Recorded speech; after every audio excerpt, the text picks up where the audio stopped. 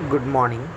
இன்றைக்கி வந்து நம்ம ஃபஸி மேத்தமேட்டிக்ஸ் பேப்பரில் வந்து கடைசி செக்ஷனான ஃபஸி லீனியர் ப்ரோக்ராமிங் இதை தான் வந்து பார்க்க போகிறோம். ஓகேவா? ஸோ ஃபஸி லீனியர் ப்ரோக்ராமிங்கில் வந்து 2 ஸ்பெஷல் கேசஸ் வந்து உண்டு. So define fuzzy linear programming அப்படிங்கிறது வந்து 5 மார்க்கில் கேட்டிருக்கக்கூடிய ஒரு இம்பார்ட்டண்ட் கொஸ்டின். ஸோ இந்த தியரி பார்ட்டை வந்து 5 மார்க்கில் வந்து கேட்டிருக்காங்க. ஸோ ஃபஸி லீனியர் ப்ரோக்ராமிங்கை வந்து 2 கேஸாக வந்து நம்ம டிஸ்கஸ் பண்ணுவோம். ஸோ ஃபஸ்ட்டு கேஸ் என்னது அப்படின்னா fuzzy LPP in which only right hand side numbers b i are fuzzy numbers. So equation இருக்கும்ல லீனியர் ப்ரோக்ராமிங் ப்ராப்ளமில், ஸோ அதில் ரைட் சைடு உள்ளது மட்டும் ஃபஸி நம்பர்ஸாக இருந்துச்சு அப்படின்னா தென் அதனோட ஜென்ரல் ஃபார்ம் எப்படி இருக்கும் அப்படின்னா வந்து maximum of summation over j cj xj அப்படின்ட்டு இருக்கும், such that summation over j aj xj is less than or equal to bi அப்படின்ட்டு எழுதிக்கலாம், where xi is greater than or equal to 0. So ரெண்டாவது case என்னது அப்படின்னா வந்து fuzzy LPP problem in which right hand side BI அதுவும் வந்து fuzzy number and the coefficients AIJ of the constraint matrix are fuzzy numbers. So first கேஸை பொறுத்த வரையில் right hand side மட்டும் ஃபஸி நம்பராக இருக்கும். செகண்ட் கேஸை பொறுத்த வரையில் ரைட் ஹேண்ட் சைடும் ஃபஸி நம்பர், அதே சமயத்தில் கன்ஸ்ட்ரைன்ஸோட கோஎஃபிஷியன்ட்டும் வந்து ஃபஸி நம்பராக வந்து இருக்கும். ஸோ அப்படி இருந்தது அப்படின்னா summation over J CJ XJ அப்படின்ட்டு எழுதிக்கலாம், such that summation over J AIJ XJ is less than or equal to BI with XJ is greater than or equal to 0 அப்படின்ட்டு எழுதுவோம். ஸோ ஃபஸ்ட்டு கேஸை பொறுத்த வரையில் the fuzzy numbers BI typically have the form, அதாவது right hand side மட்டும் fuzzy நம்பராக இருந்துச்சுன்னா அதை எந்த ஃபார்மேட்டில் எழுதிக்கலாம் அப்படின்னா வந்து எக்ஸ் வந்து பிஐக்கும் பிஐ ப்ளஸ் பிஐக்கும் வந்து இடையில இருந்துச்சு அப்படின்னா எக்ஸோட value then capital PI of எக்ஸை வந்து எப்படி எழுதுவோன்னா BI plus PI minus X divided by PI அப்படின்ட்டு எழுதுவோம். BI plus PI minus X divided by PI அப்படின்ட்டு எழுதுவோம். அதே X less than or equal to பிஐன்னு இருந்தால் இதனோட வேல்யூ வந்து 1, இது தவிர மிச்சம் இருந்துச்சு அப்படின்னா இதனோட வேல்யூ வந்து 0 அப்படின்ட்டு எழுதிப்போம். ஸோ இது வந்து கேல்குலேஷன் பிஐ ஆஃப் எக்ஸ் வந்து கேல்குலேட் பண்ணுறதுக்கு இந்த formula. The lower bound of the optimal values ZL is obtained by solving the standard LPP max Z is equal to Cx such that summation over j aij xj is less than or equal to bi with xj greater than or equal to 0. So lower பவுண்டுக்கு வந்து கண்டுபிடிக்கிறதுக்கு இந்த formula ZLன்னு represent பண்ணுவோம். அதனோட optimal வேல்யூஸை அது எப்படி கண்டுபிடிப்போம் அப்படின்னா அதனோட எல்பிபி வந்து max Z equal to Cx such that அது இந்த கண்டிஷனை வந்து சாட்டிஸ்ஃபை பண்ணுற மாதிரி இருக்கணும். Similarly, the upper bound of the optimal values ZK is obtained by similar LPP in which BI is replaced by BI plus CI. So, upper bound பொறுத்த வரையில் BI வந்து நம்ம என்னென்ன ரீப்ளேஸ் பண்ணுவோம்னா BI plus PI அப்படின்ட்டு வந்து நம்ம replace பண்ணுவோம். ஓகேவா?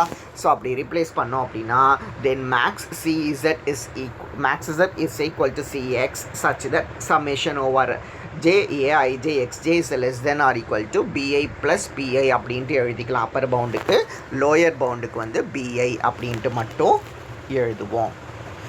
ஸோ இப்படி எழுதியாச்சு அப்படின்னா then the problem becomes the following classical optimization problem. So இந்த ஃபஸி லீனியர் ப்ரோக்ராமிங் ப்ராப்ளமை வந்து கிளாசிக்கல் ஆப்டிமைசேஷன் ப்ராப்ளமாக எப்படி கன்வெர்ட் பண்ண முடியும் அப்படின்னா மேக்ஸ் லேம்டா அப்படின்ட்டு கன்வெர்ட் பண்ணுவோம். Such that lambda into ZK minus ZL is minus CX is less than or equal to minus ZL and lambda PI plus summation over AIJ XJ is less than or equal to BI plus PI where lambda and xj are greater than or equal to 0.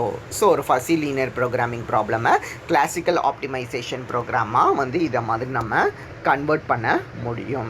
So இதுதான் வந்து theory part. ஓகேவா? So இந்த theory பார்ட்டை வச்சுக்கிட்டு தான் நம்ம problem பார்ப்போம். So problem என்னதுன்னா ஒன்றுமே இல்லை, graphical method for linear programming problem. ஏற்கனவே வந்து நீங்கள் லீனியர் ப்ரோக்ராமிங் ப்ராப்ளம் இந்த பேப்பர் படிச்சிருந்தீங்க அப்படின்னா, இல்லை இதை வந்து ஆப்ரேஷன் ரிசர்ச் 1 அப்படிங்கிற பேர்லேயும் வந்து படிச்சிருப்பீங்க. ஸோ அப்படி படிச்சிருந்தோம் அது அப்படின்னா அதில் ஃபஸ்ட்டு யூனிட்டே வந்து கிராஃபிக்கல் மெத்தடு தான் வந்து படிச்சிருப்போம். ஸோ அந்த கிராஃபிக்கல் மெத்தட் வந்து உங்களுக்கு தெரிஞ்சுது அப்படின்னா இந்த ப்ராப்ளம்ஸ் வந்து ஒன்றுமே கிடையாது, அதே ப்ராப்ளம் தான் வந்து இங்கே செய்வோம். ஸோ இதை மாதிரி கிராஃப் எல்லாம் வந்து நீங்கள் போட்டு காட்டணும். ஓகேவா? ஸோ ப்ராப்ளம் என்னது அப்படின்னா, first problem, assume that a company makes 2 products. So ஒரு கம்பெனி வந்து 2 ப்ராடக்ட் வந்து தயாரிக்கிறாங்க. Product P1 has 0.40 profit per unit. So first ப்ராடக்ட்டுக்கு வந்து 0.40 ப்ராஃபிட் கிடைக்குது, செகண்ட் ப்ராடக்ட்டுக்கு வந்து 0.30 ப்ராஃபிட் வந்து கிடைக்குது ஒரு யூனிட்டுக்கு. ஓகேவா? Each unit of product P1 requires twice money labor as product of P2. So P2க்கு வந்து எவ்வளவு லேபர் தேவைப்படுறாங்களோ இவங்களை விட 2 மடங்கு லேபர் வந்து ஃபஸ்ட்டு ப்ராடக்ட்டை தயாரிக்க தேவைப்படுவாங்க அப்படின்ட்டு வந்து சொல்லியிருக்கிறாங்க. The total available hours are at least 500 hours per day and may be possibly be extended to 600 hours per day due to special arrangements for overtime work.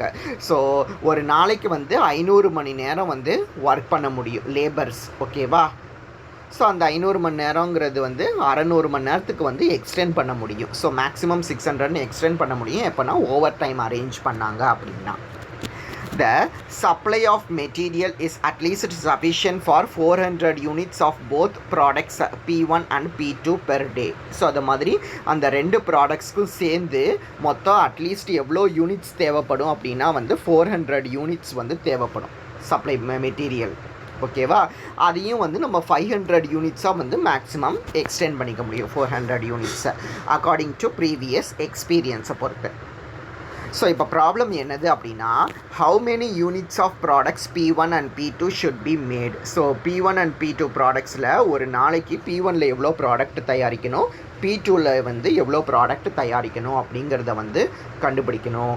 So as to maximise the total profit. So total ப்ராஃபிட்டை increase பண்ணுற மாதிரி products வந்து எவ்வளோ தயாரிக்கணும் அப்படிங்கிறது தான் வந்து நம்ம இந்த ப்ராப்ளமில் கேல்குலேட் பண்ணணும். ஸோ அதுக்கு let x1 and x2 denote the number of units of products P1 and P2. So P1ஓட ப்ராடக்டை வந்து நம்ம x1 அப்படின்ட்டு டினோட் பண்ணிக்கலாம், P2ஓட ப்ராடக்டை வந்து x2 அப்படின்ட்டு டினோட் பண்ணிக்கலாம். ஓகேவா? Made in 1 day.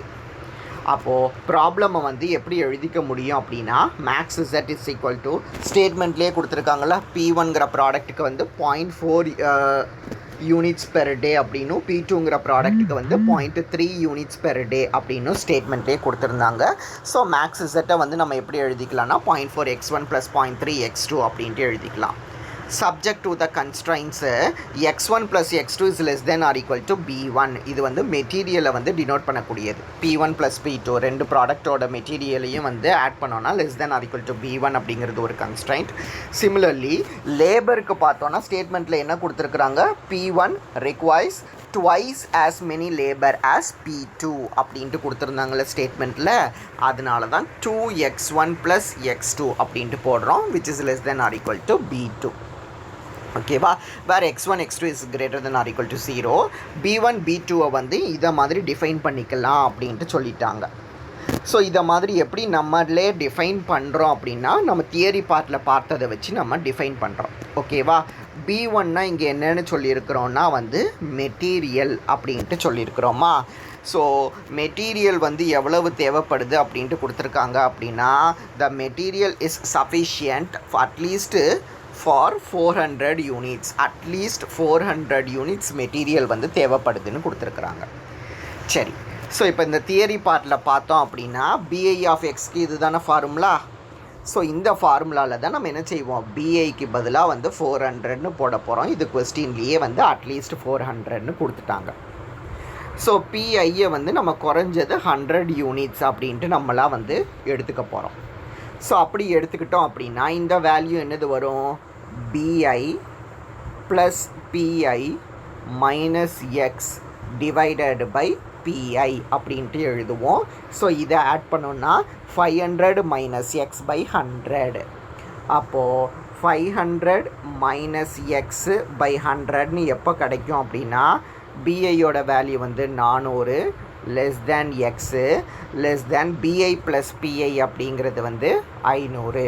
அப்போ எக்ஸோட வேல்யூ 400க்கும் 500க்கும் இடையில இருந்தால் 500 மைனஸ் எக்ஸ் பை 100 அப்படின்ட்டு எழுதிக்கலாம்.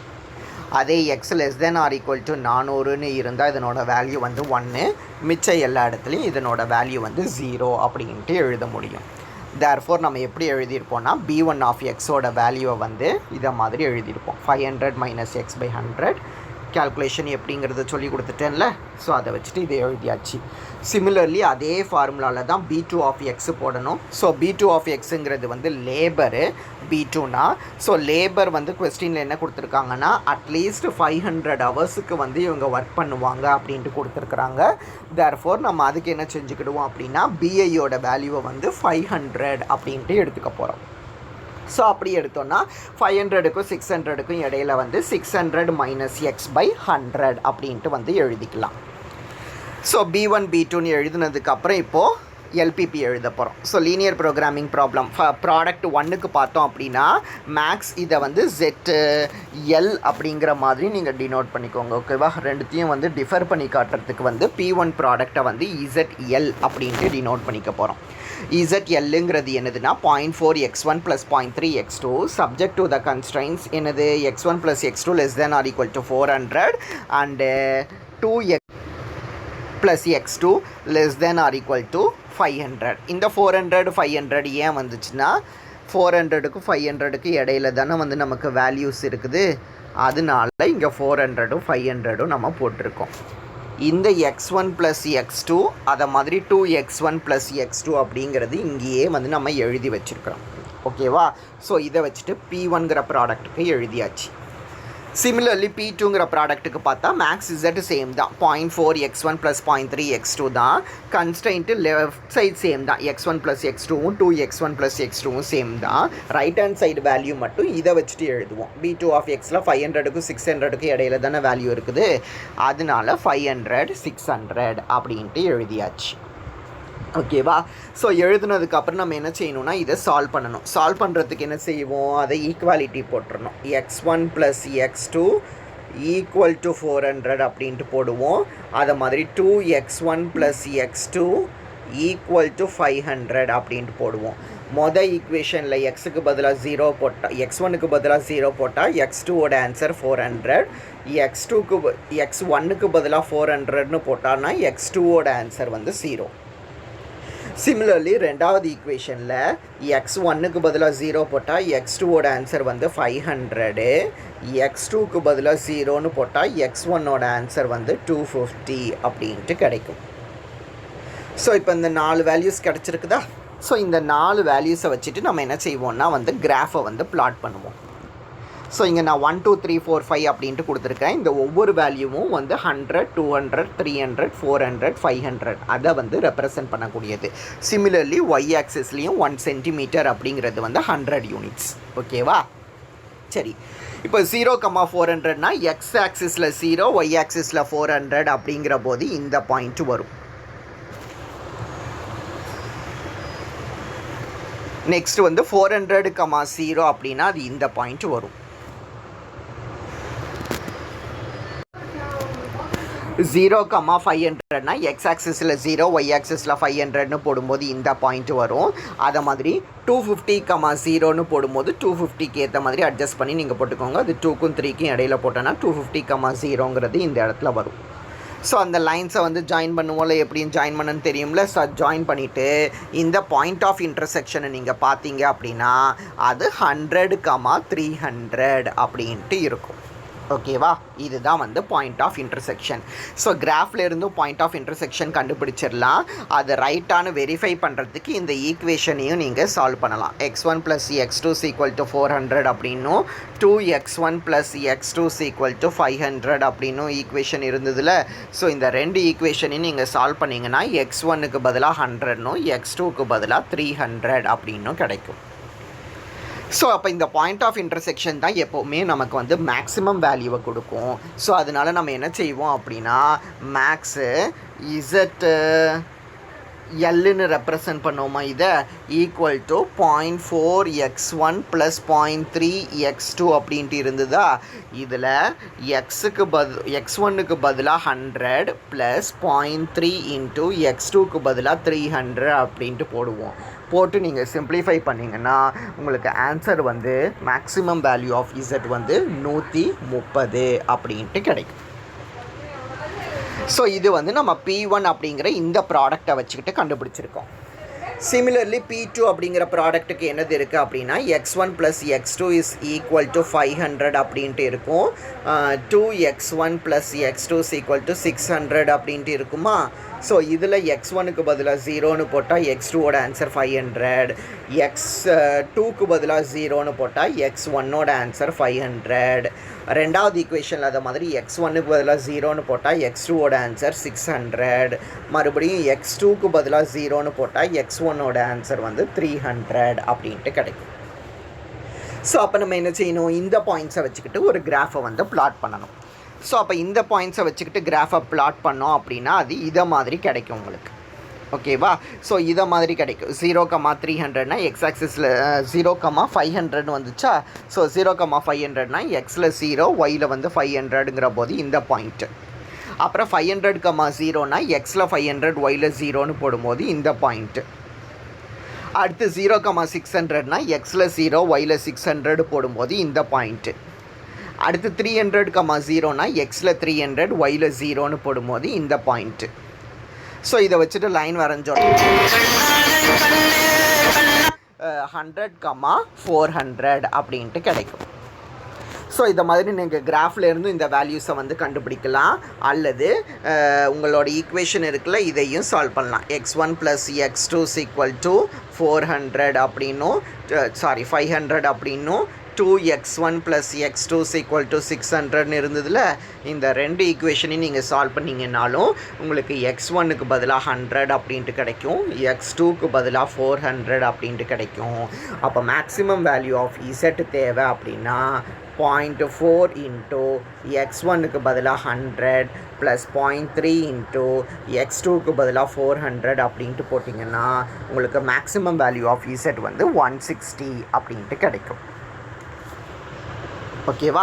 ஸோ ரெண்டு மேக்ஸிமம் வேல்யூவும் கண்டுபிடிச்சதுக்கப்புறம் நம்ம என்ன செய்ய போகிறோம் அப்படின்னா வந்து இது பண்ண போகிறோம். என்ன பண்ண போகிறோம்னா இந்த ஃபஸி லீனியர் ப்ரோக்ராமிங் ப்ராப்ளமை வந்து நார்மல் ப்ராப்ளம்க்கு கிளாசிக்கல் ஃபஸிக்கு வந்து கன்வெர்ட் பண்ண போகிறோம். ஸோ கிளாசிக்கல் ஃபஸிக்கு கன்வெர்ட் பண்ணுறதுக்கு தான் நம்ம ஃபார்முலா ஏற்கனவே படிச்சிருந்தோம்ல, lambda into ZU minus ZL minus CXங்கிறது less than or equal to minus ZL அப்படின்ட்டு பார்த்துருந்தோமா. ஸோ ZUக்கு பதிலாக நமக்கு என்ன கிடச்சிதுன்னா 160, ZLங்கிறது வந்து 130ன்னு கிடச்சிது. CX is nothing but max Z தான் வந்து நம்ம CX அப்படின்ட்டு எழுதியிருப்போம். ஸோ மேக்ஸ் இசட்டுக்கு இங்கே ஆன்சர் வந்து 0.4x1 ப்ளஸ் 0.3x2 இதை தான் மேக்ஸ் இசட்னு வச்சுருக்கிறோம். So this is less than or equal to minus ZL அப்படிங்கிற போது ZLோட ஆன்சர் தான் வந்து நமக்கு 130. ஸோ இப்படி வந்து எழுதிக்கலாம். ஸோ கன்ஸ்ட்ரைன்ட்ஸ் பார்த்தோம் அப்படின்னா, ஸோ கன்ஸ்ட்ரைன்ட்ஸ் வந்து என்ன கொடுத்துருப்பாங்கன்னா வந்து lambda PI plus summation over I AIJXJ is less than or equal to BI plus PI. இதை வச்சுக்கிட்டு தான் நம்ம வந்து கன்ஸ்ட்ரைன்ட்ஸ் எழுதணும். உங்களுக்கு ஞாபகம் இருக்கா, PIயை வந்து நம்ம 100ன்னு எடுத்து தான் வந்து B1ஐயும் B2வையும் வந்து எழுதியிருப்போம். So PIயோட value 100.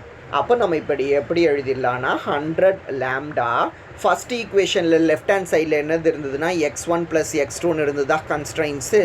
So this is less than or equal to B1 of எக்ஸை பொறுத்தவரையில் BI ப்ளஸ் PIயோட வேல்யூ வந்து 500. B1 ஆஃப் எக்ஸுங்கிற ஈக்குவேஷனில் பார்த்தீங்கன்னாலே தெரியும். ஸோ ரெண்டாவது ஈக்குவேஷன் என்னது வரும் அப்படின்னா சிமிலர்லி 100 லாம்டா ப்ளஸ் 2x1 ப்ளஸ் x2ங்கிறது தானே வந்து லெஃப்ட் ஹேண்ட் சைடில் இருக்கக்கூடியது ரெண்டாவது கன்ஸ்ட்ரைண்ட்டுக்கு. This is less than or equal to இங்கே BI ப்ளஸ் PIயோட வேல்யூ வந்து 600.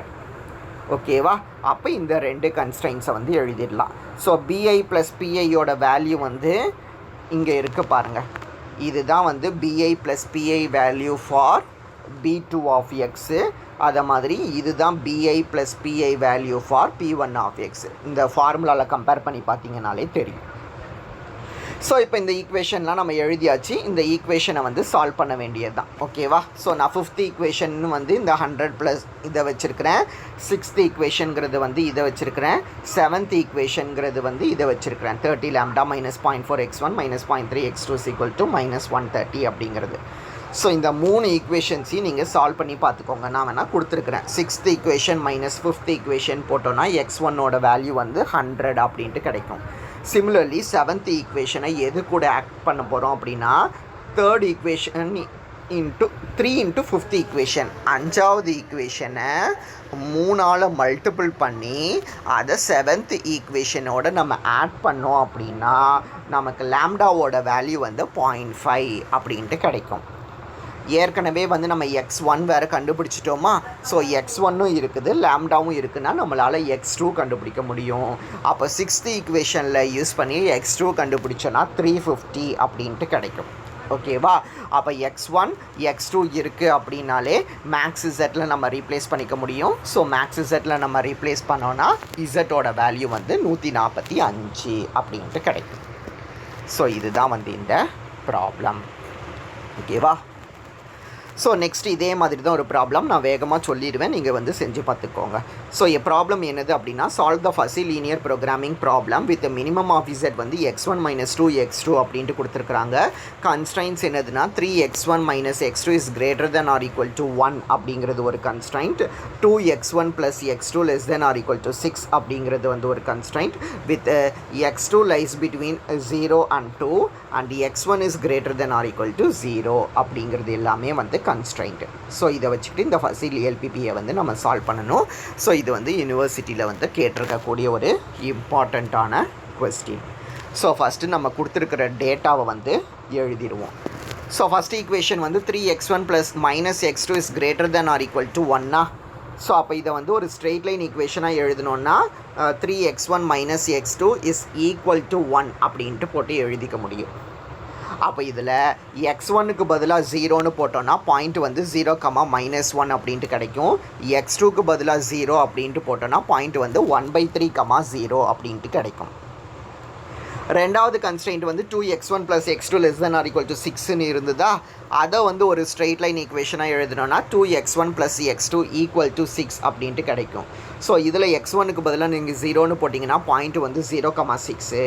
அதே x2க்கு பதிலாக 0ன்னு போட்டால் பாயிண்ட் வந்து 3,0 அப்படின்ட்டு கிடைக்கும்.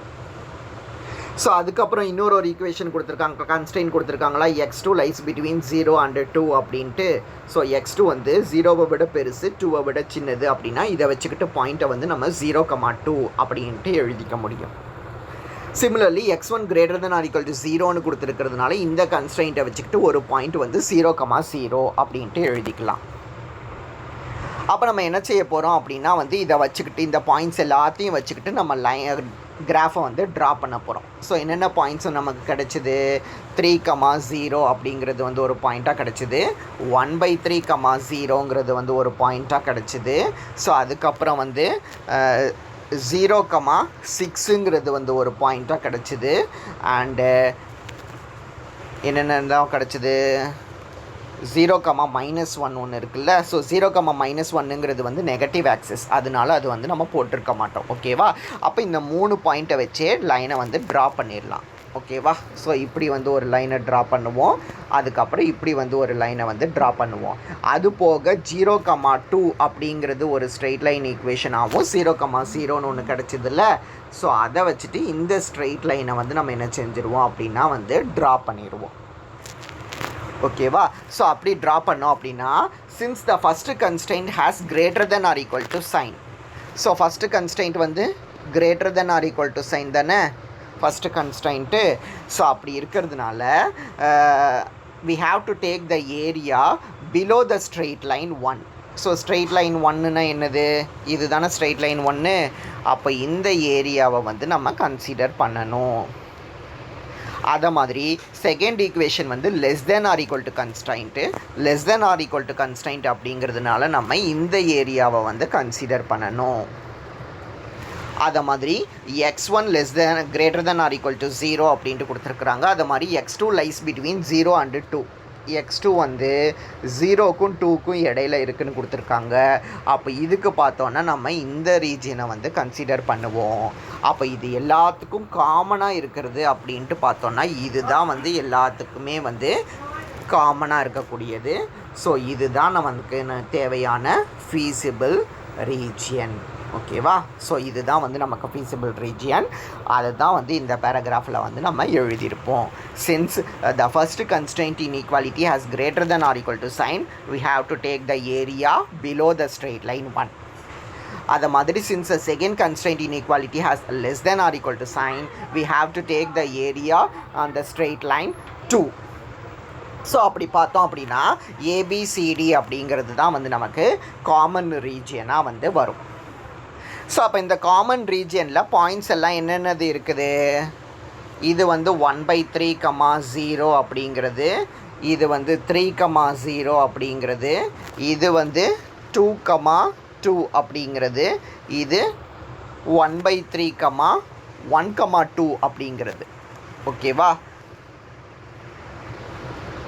1, 2, 2, 2, 1/3, 0, 3, 0. அப்போ இந்த 4 பாயிண்ட்லேயும் வந்து நம்ம என்ன செய்யணும்னா வந்து இசட்டோட வேல்யூ வந்து என்ன அப்படிங்கிறத வந்து கண்டுபிடிக்கணும். ஓகேவா?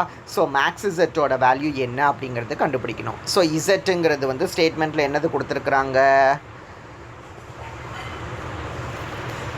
min z equal to x1 minus 2x2 அப்படின்ட்டு கொடுத்துருக்காங்களா? ஸோ அந்த x1 minus 2x2வில் நம்ம என்ன செய்யணும் அப்படின்னா இந்த x1 x2ஓட ஆன்சர்ஸை வந்து நம்ம சப்ஸ்டியூட் பண்ணணும். சப்ஸ்டியூட் பண்ணோன்னா நமக்கு -3 -2 1/3 3 அப்படின்ட்டு கிடைக்குது. ஸோ அப்போ இது எல்லாத்துலேயுமே வந்து மேக்ஸிமம் வேல்யூ வந்து 3. ஸோ 3ங்கிறது எப்போ கிடைக்குன்னா 3, 0ங்கிற பாயிண்டில் தான் வந்து கிடைக்குது. அப்போ சொல்யூஷன் என்னதுன்னா x1ஓட வேல்யூ வந்து 3, x2ஓட வேல்யூ வந்து 0 and max Z equal to 3. இதுதான் வந்து இந்த ப்ராப்ளம்க்கு உண்டான ரிக்வயர்ட் சொல்யூஷன். ஸோ உங்களுக்கு வந்து நார்மல் எல்பிபி வந்து தெரிஞ்சுது அப்படின்னா ஃபஸி எல்பிபியை வந்து நீங்கள் ஈஸியாக போட்டுடலாம். ஸோ இந்த 2 ப்ராப்ளம் வரைக்கும் இன்றைக்கி கிளாஸில் வந்து பாருங்கள்.